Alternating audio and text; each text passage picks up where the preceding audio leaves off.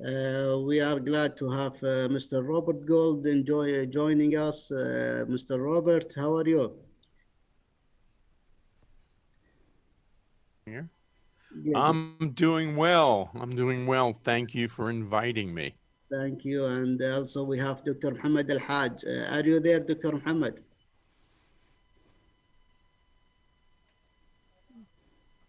Uh, Dr. Mohammed, you need to remove, The mute. the mute, yeah. Has to take the mute off his microphone. Can you try the space maybe or something else, the enter? Okay, you can try to fix that. Now we have our session 2. We'll start with Dr. Abdullah Nassour. He is Assistant Professor of Waste and Resources Management at the University of Rostock. He will talk to us about the sustainable waste management solutions, the Germany successful experiences. Dr. Abdullah, the floor is yours, and we'd like to hear you about your topics.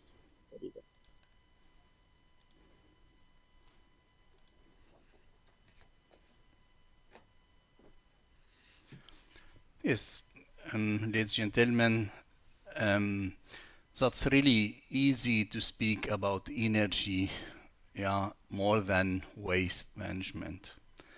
But believe me, now one is the biggest problem in the world is waste management. I will try to speak something about our experience in Germany, and really I work in the MENA region since more 20 years. I know the MENA region very well and will try to see my experience about the MENA region. So it's mean usually I am teacher at the university and I am researcher at the university in Rostock, and we have a lot of projects really worldwide in the MENA region, in China, in Vietnam, in India, and so on. So that's my first word, what I tell you about waste management. Waste management and circular economy is politic responsibility and organization more than technique. Germany don't solve the waste management problem only with technique. Germany solve the waste management problem with decision, with political support, and give this responsibility to the municipalities. So, and then we developed really, it means a technique. It's not enough to think about the technique. So for the reason, it's mean waste management is more politic responsibility and organization more than technique. So it's mean what's really behind waste management in Germany? Behind waste management, it's really the law and the regulation, yeah, organized structure by the politic administration and private sector. Our municipality are very strong for the reason the waste management is working. And we have qualified personnel in all the responsibility and processes. It's very important. And really, I like a lot the representation from Denmark. It's mean, please, not to think about the technique. So Germany solves the problem of waste management with simple solution separation at source. It's mean we separated the waste and then it's mean we work on it. If we mixed all together, that's really difficult to find the right solution. If we look to the system of waste management is a system. It's not only the technical system. We need legal framework. That's our big problems really in the Arab countries. Sorry, we don't have legal framework for waste management. So financing, the financing is not organized in the most of the country of not only MENA region in the world. Financing is very important if we think about waste management. Monitoring, administration, user, informal sector, and really education and qualification. So, if we look to the financing of waste management in Germany, so the government don't pay for the waste management.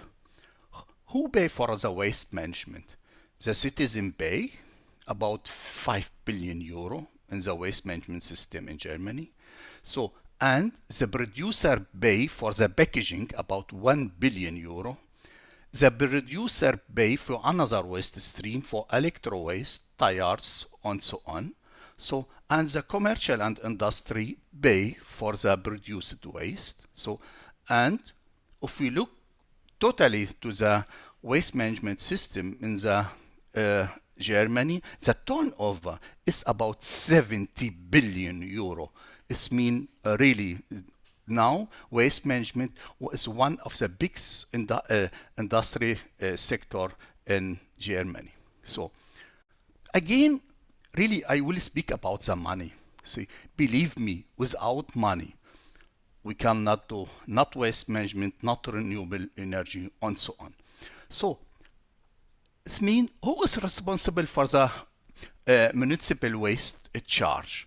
So for the mixed waste and organic waste, the municipality are responsible, and it's mean each person in Germany pay about 60 to 80 euro per year for the waste management. So the second one is the extended producer responsibility. It means the producer pay, but the producer gets this money back, yeah, from the population, and it's mean if each citizen in Germany pay about 12 euro for all the packaging. So, and the third one is mean that this from industry and commercial. It's mean, yeah, for waste like hospital waste. Yes, the hospitals pay about 500 euro for such waste. So, and really to show you from our city Berlin how much the cost for waste bins in it's mean in Berlin, and for bins it's mean really that is the citizen pay, yeah, for per bins 60 liter, 120 liter, 240 liter, 630 liter, and so on. And if we compare only, so here the residual waste 120 liter is paid 144 euro, yeah, per year if the waste transported one time per week, yeah, and here, one time every two weeks, and here is one time per week. It's mean the doubled. But if we separate the organic, the cost will be only 45 euro. So, and you can see recyclable free of charge, financed by EBR system. It's important to think about such system for the municipalities in the MENA-Region. That's clear who is responsible. We share the responsibility of waste management. That's really municipality are responsible, and here the responsibility is by the producer. So the extended producer responsibility, that's one of the most important finance source for the waste management. So, and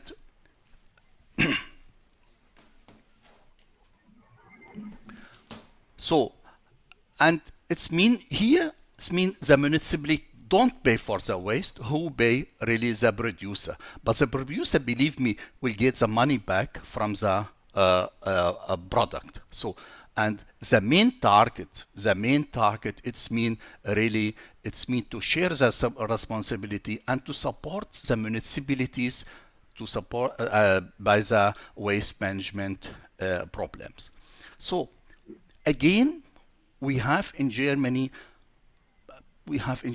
more than 400 companies. These companies are municipal companies. These companies belong to the to the municipality.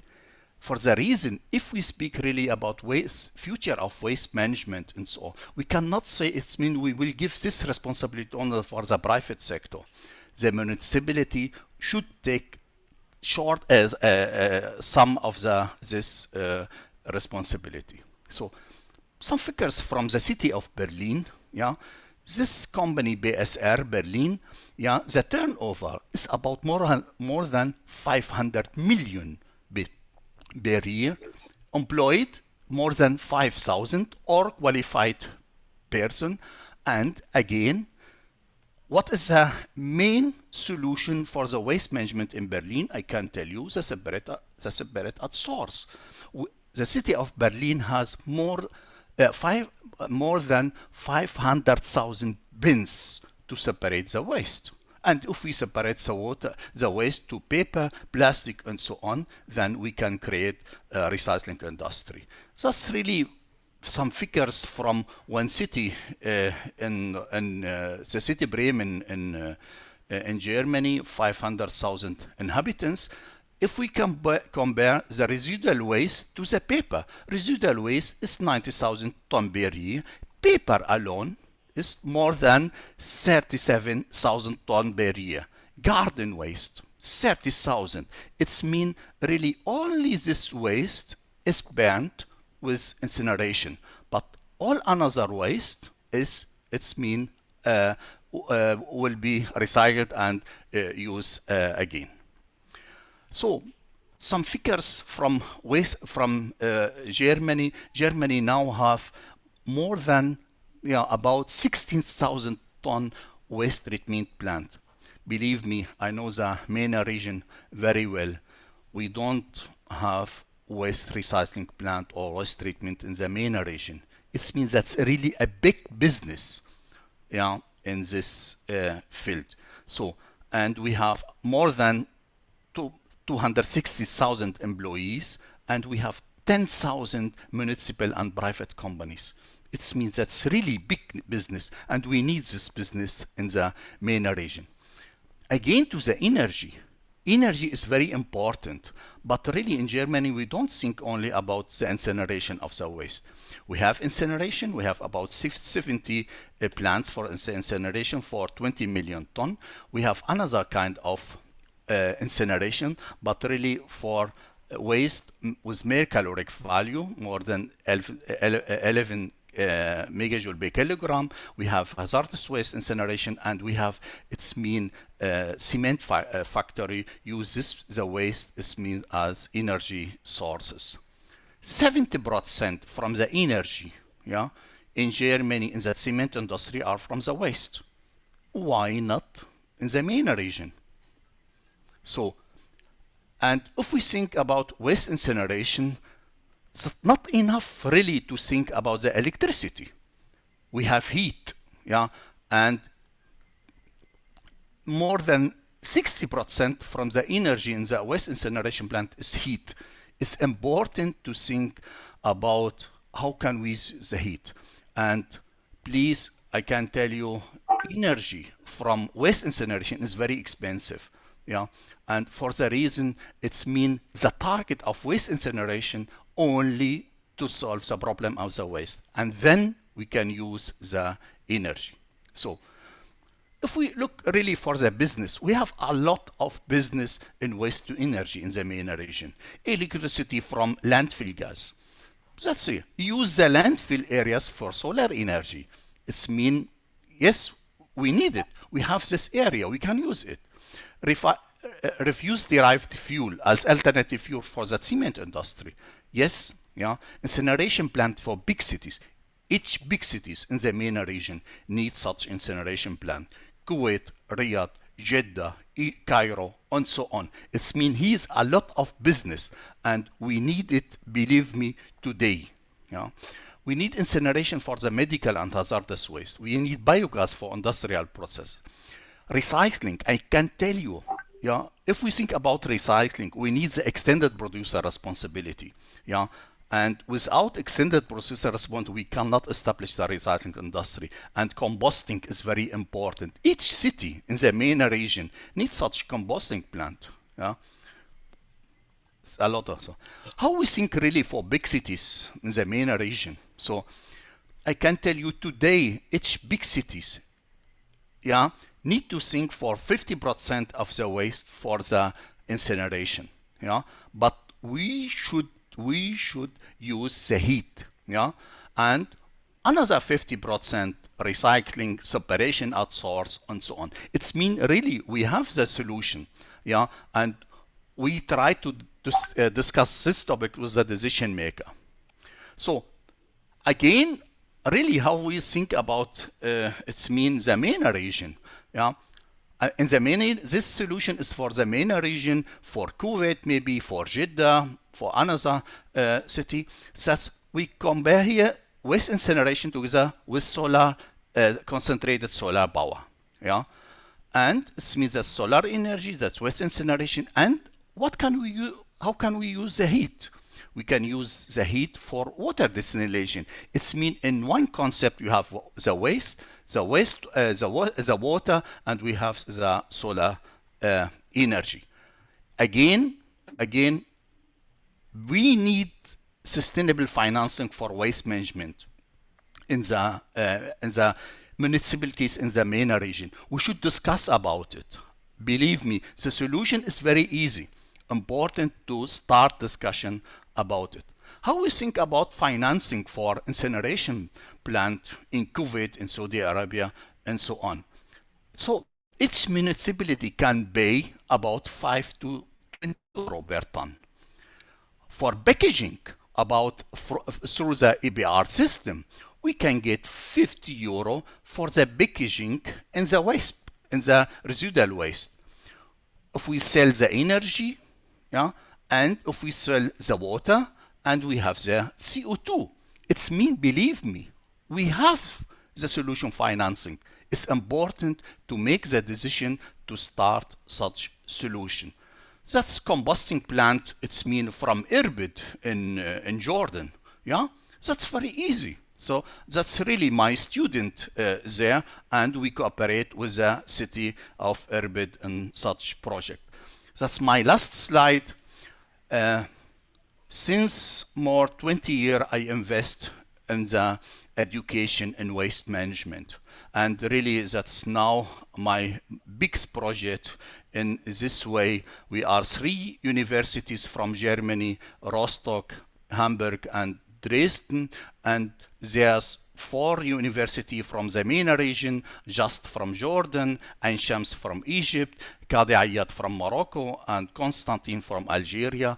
And we offer for the student online lecture. I like the idea. All the students from the MENA region, yeah, are in the lecture together, and we discuss together the solution for the MENA region. And in this project, we support the German government, yeah, we support the local stakeholder, and we support the companies. So I can tell you, after 6 months, we will have a lot of material in waste management, and you can use it. Thank you very much. Thank you, Allah, for what you gave us for information and very ambitious idea to get advantage of the waste, to make it, to improve our economy, in fact. Thank you, Dr. Abdullah, and we will discuss more during the discussion panel. Now we'll move to Dr. Rami Shaheen. He is a board member of advisors for the International Artificial Intelligence Driving License. He will talk to us to achieve the sustainable cities, leading practices for achieving sustainable city initiatives. Dr. Rami, the floor is yours. Thank you. I would like to thank you first for your kind invitation and for such nice speaker and esteemed speaker. First, I would start with thinking about the whole sustainability concept. Why we are trying to build a smart city, why we are trying to have a sustainable development economy, and why we are trying to compete in all that. And we always ask, what's the rank of Arab world? What's the rank of European countries? What's the rank of other part of the world. We all working on that concept and pillar to achieve and move the countries from hyper competition into comparative advantage, in which we can consider achieving sustainability is one of the main pillars that will allow us to be a competitive country to attract investment for life happiness, citizenship happiness, for positive citizenship and other things. In order to achieve that, we need to think about the whole ecosystem, and we should stop thinking about smart cities and waste management and other perspectives and pillars in a small bits and pieces. And we always just try to find the right solutions or the right business. And instead of that, we need to think about the whole ecosystem in order to add a value with a proper strategy map that will allow each and every city to have the three main pillars to accelerate the transformation and to ensure that we're gonna transform in terms of smart cities with the three main business model in which we can compromise these models or composite these three business model into the core differentiation competencies of a smart city, the core competitive competencies of the smart city, and the non-core competencies of the smart city. If we'll be able to build these three main competencies, we'll be able to build any country in the world, starting from Kuwait, UAE, and we are doing that currently with the government sector in UAE, Saudi Arabia, NIAM, EU, such as Germany, Denmark, and some other part of the world. We can move all these countries with accelerated model into achieving the smart city and sustainable development. How we can achieve this? We need to set the right values for each and every technology that we have. We don't have only the IoT to achieve smart city and assets tracking, for example. We have the IOO, we have on the back and the backbone of it, the AI. On the same hand, we need to think about other technologies that will protect this smart city, such as blockchain. We're gonna have cyber attacks in a way or another when we implement smart cities and when we have smart city. So we want to cover the happiness indicator of citizenship, the transparency indicators of data analytics, and all these pillars. So we need the blockchain to protect the communication and connections between the smart city objects.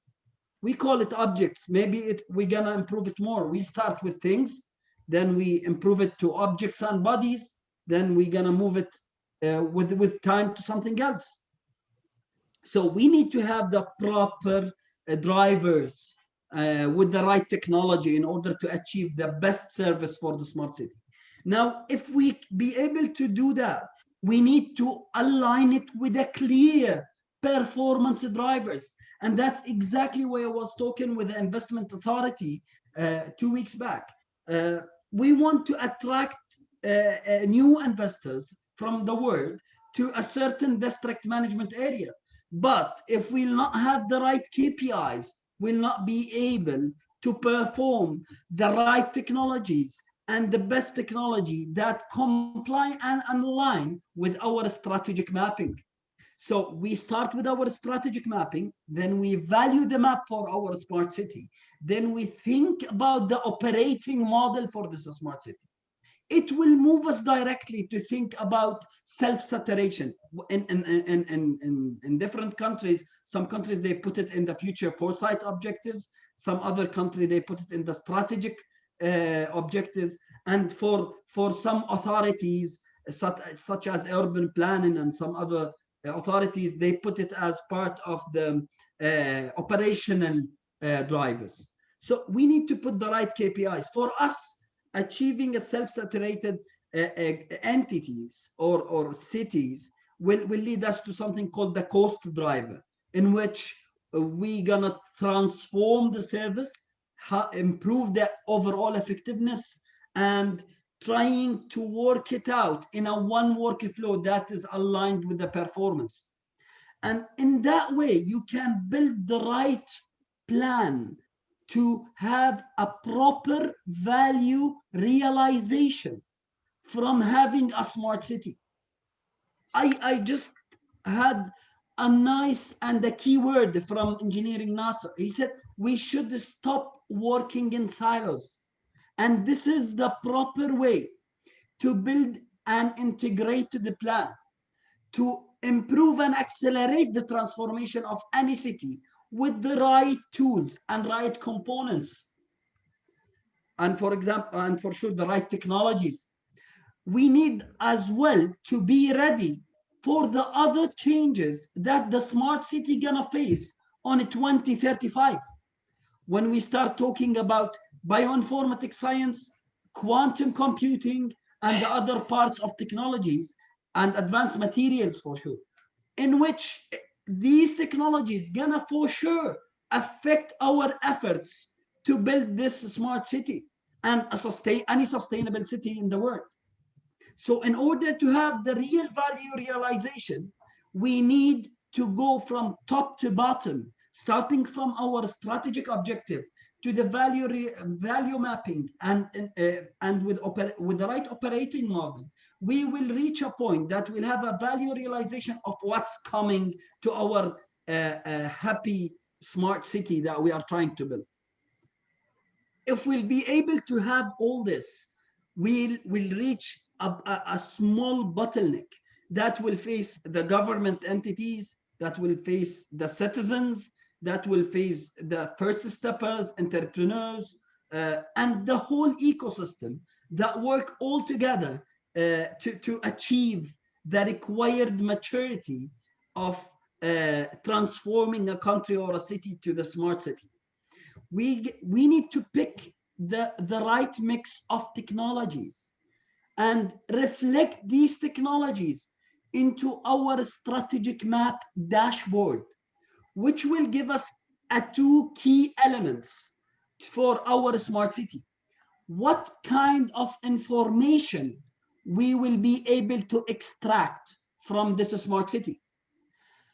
What type of business flow we can optimize in order to enhance the efficiency and the effectiveness of our smart city concept.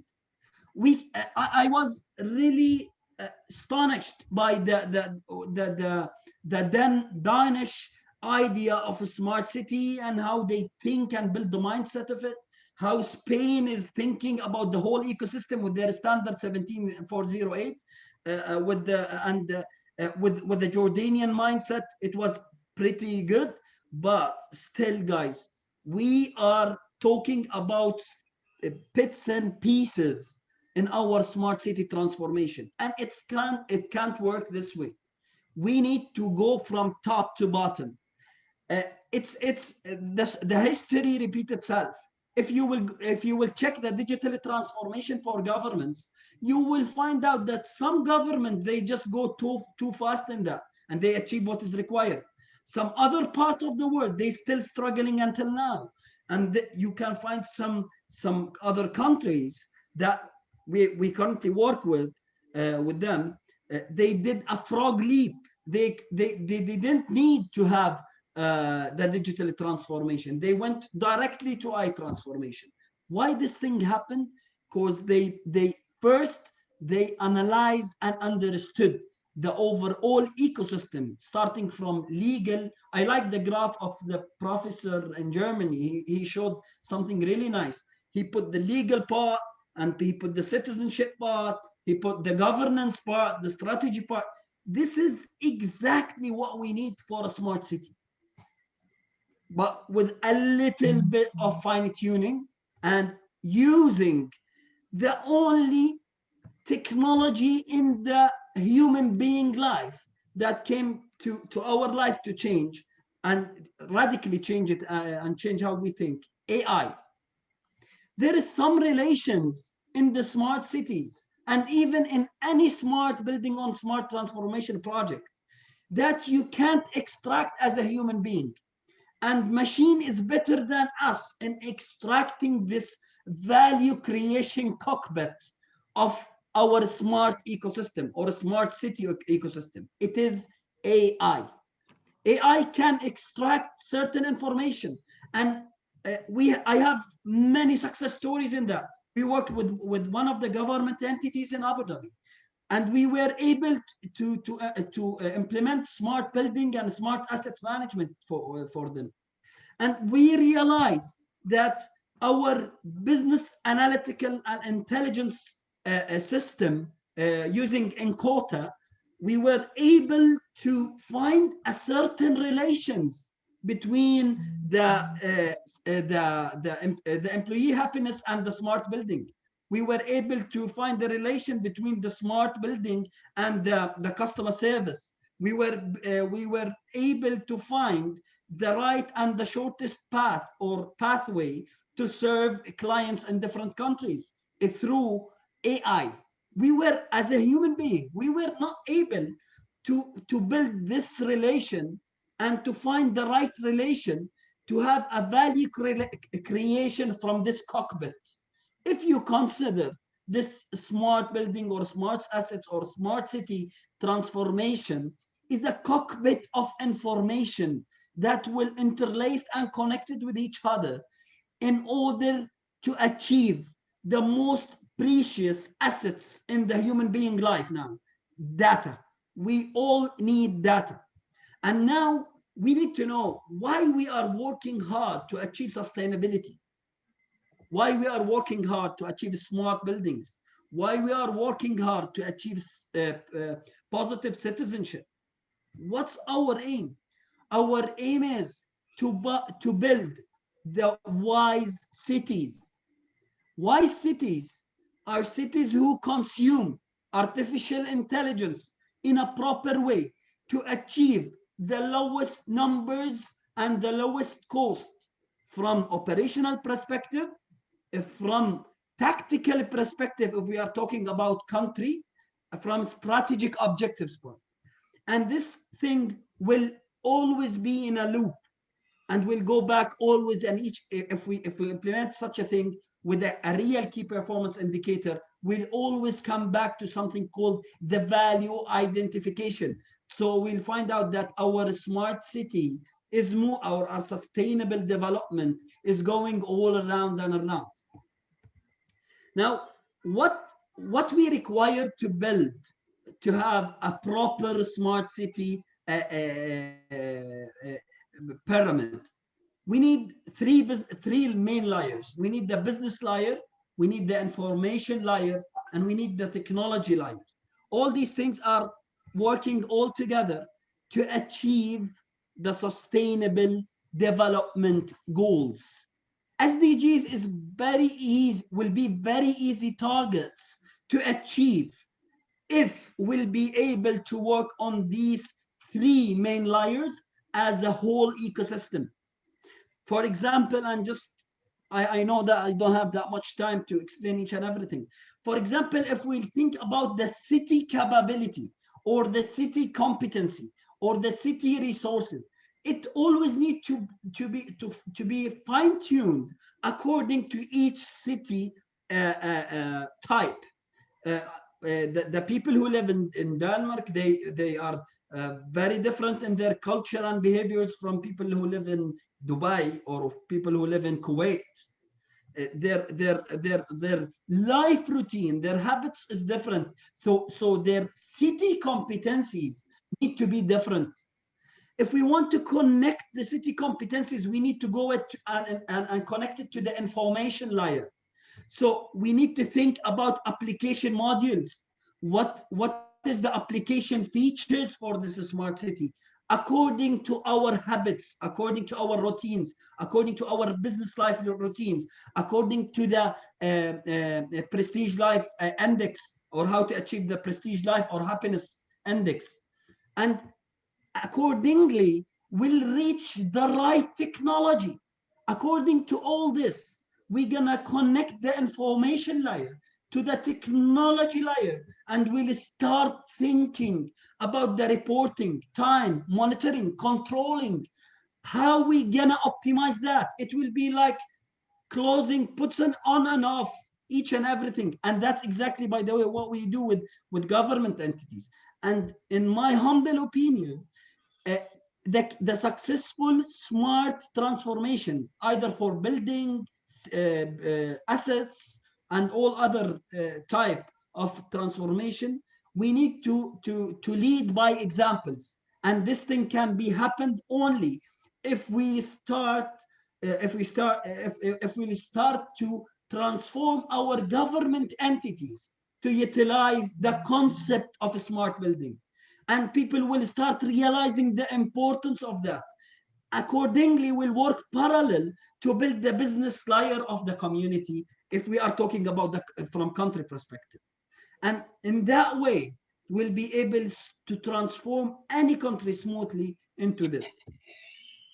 In order, and in my previous slides, I said that we're gonna face in the dashboard side, we're gonna face a small bottleneck, which is what is the right technology that can fit our information layer and our business layer or our city layer.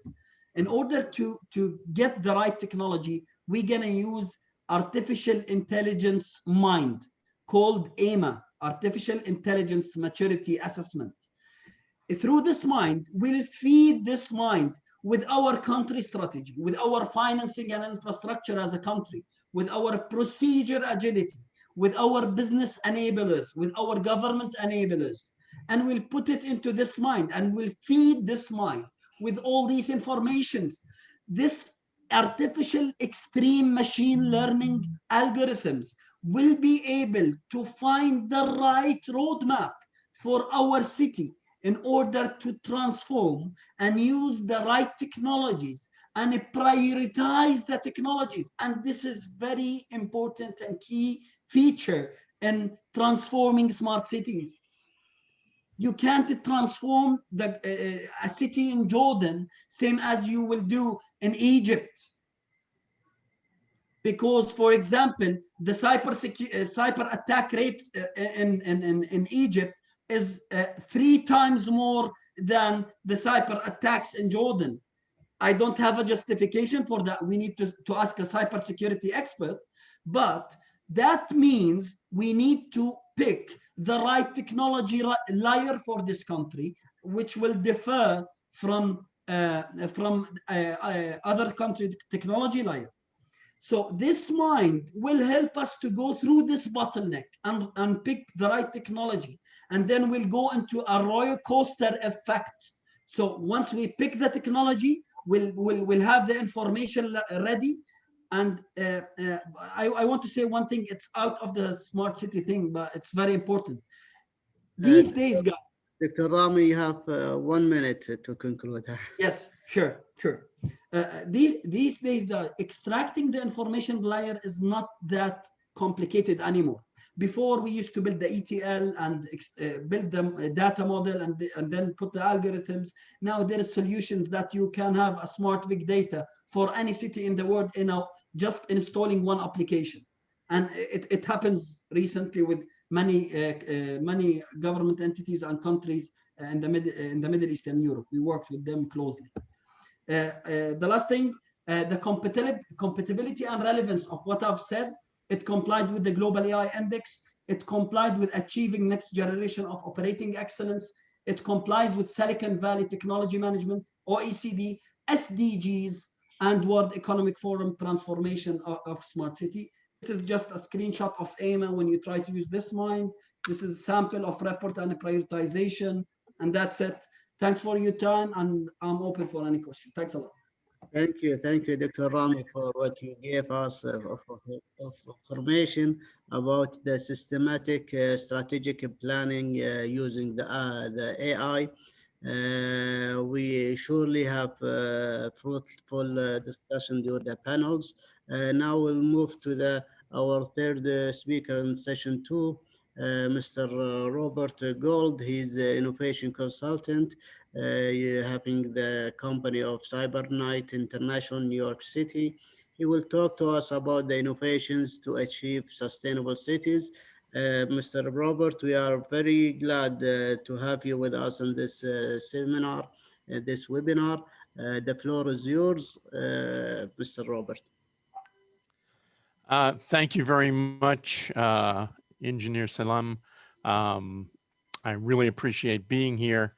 First thing I want to say is that I think Dr. Ramey's presentation was brilliant, and I learned a lot from it, and the information was very cogent, and I think a lot of people are going to see that he is really on target with the big view, the big picture.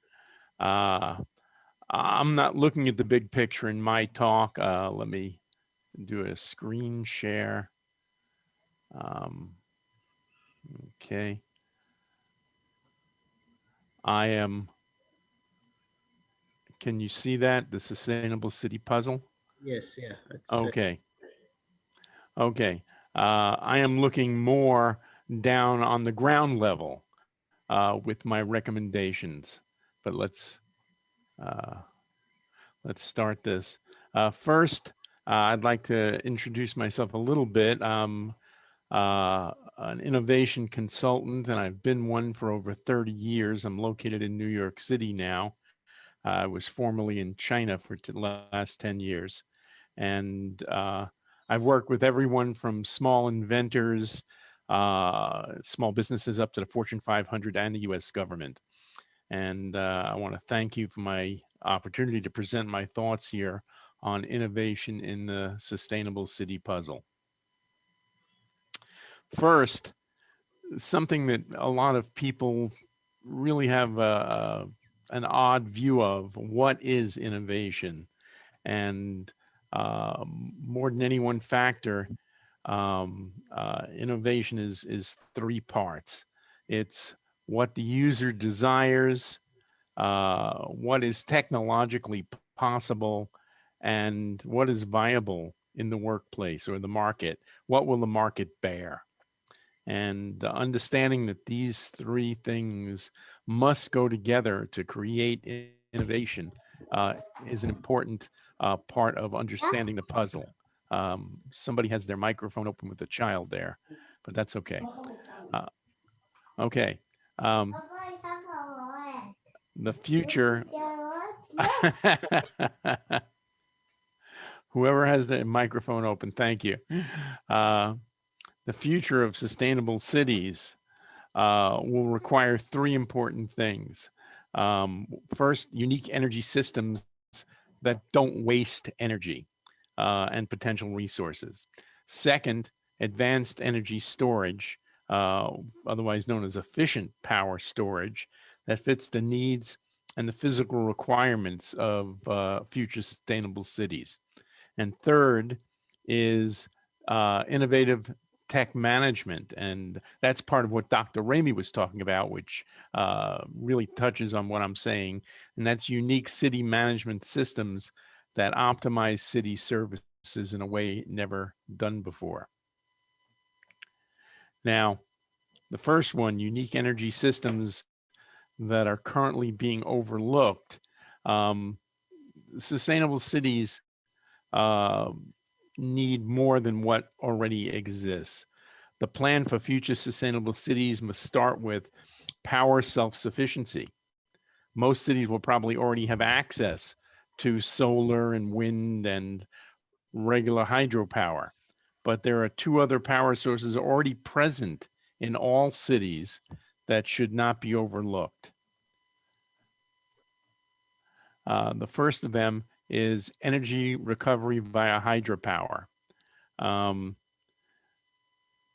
It takes a city using all of its energy all of the time in the form of water, and that's flushing, washing, sink, showers, everything. This is an energy that's overlooked almost everywhere, but there are many technologies in the marketplace right now that can be instituted directly into local and large-scale systems that can use the flow of water and you have millions of toilets being flushed every day, even every hour. You have water flowing to waste plants, or you have water being used by all sorts of industries. And this is a system of energy recovery of that hydropower that can be instituted to recoup that power that is now being wasted. The second is the use of piezoelectric energy via kinetic energy of people and vehicles. There are all sorts of technologies in the marketplace that can be integrated into sidewalks and streets to recoup kinetic energy from people walking and from cars moving. In fact, in France, there are piezo sidewalks that power the street lights so that other energy doesn't need to be used for that. And in Israel, the same principle is scaled up to convert a section of highway to send that electricity off to local towns. This could be built up on a much larger scale. It's just starting to be realized that human kinetic energy and vehicle kinetic energy is going to waste all over the world all of the time. We put so much energy into feeding our bodies so that we can move, but we don't recoup that energy when we do move. Same thing for the energy that's put into our gas tanks. That's coming in from solar or wind that's charging electric vehicles. We need to be recouping the kinetic energy on those roads so that the power goes back into the grid, into the city, and is not lost. The second major thing is is we need a unique energy storage system for sustainable cities. The problem with energy is that if you don't use it, you'll lose it. Everybody in the energy business understands that. And storing energy has been a really critical problem. There have been a broad spectrum of energy storage systems across the world today, from flywheels and capacitors, batteries, superconducting storage, compressed air, pumped hydro. But really, the world at large is not seeing the old school energy storage, which is making a comeback. But first, let's talk about what that is. Old school storage is weight and gravity based systems called kinetic energy storage systems. And these are systems that basically take energy in, hold it as potential energy, and then when the weight is released, it again lets the kinetic energy be transformed into electric power. And there are several weight-based gravity systems that are the best at long-term energy storage. Currently, hydro-kinetic energy storage is being used all over the world, but the major problem with it is that it only gets 5 to 15% net storage or power generation. It's way too low. I mean, the power it takes to suck the water out of the lower reservoir and pump it up to the upper reservoir, and then do that only when you have excess power, and then to let that water fall again to generate electricity and put it back into the lower reservoir is a very simple system, like I said, used all over the world right now, but it does not generate a hell of a lot of net electric power. So there's something else that's needed. There are many kinetic energy storage systems that are coming onto the market, from lifting huge blocks and placing them in towers and then lowering them to power generators on the way down, to freight cars that are run up a hill, putting power into motors and then letting them run down the hill again, to gigantic water storage systems that lift giant pistons, and then when you want the energy back, you let the piston fall against the water, and that water moving through, like the pumped hydro, creates energy. But these three systems are not easily integrated into new sustainable cities. There's a fourth system right here that is the only realistic one for use in future sustainable cities. This is called Gravitricity, and it's a European company that has just actually done a crowdfunding project where they raised 250% of the money that they were seeking. People buying into this project because it really has some amazing features. I do have a list of some of its drawbacks, but really people don't talk about them that much because they're not really terrible drawbacks as there are with some other systems. But what we have is when you have excess power, a windy day or solar, it goes into these motors, which lift this incredibly heavy weight that's in a long tube in the ground. This could be an old mine. It could be a purpose-built pit, tube, and these pull them up to the top. And then when you need electricity, you have an instant response. These can let the weight fall, turning these motors into generators and putting the power back out as needed. It can be started and stopped on demand, and it has all sorts of major features that make this wonderful for any city. Now, why do I say this is the best one for a city? Well, because you can build these under buildings like I'm shown here. I mean, you can have a field of literally dozens or even hundreds of these across an area just down into the ground outside of a city.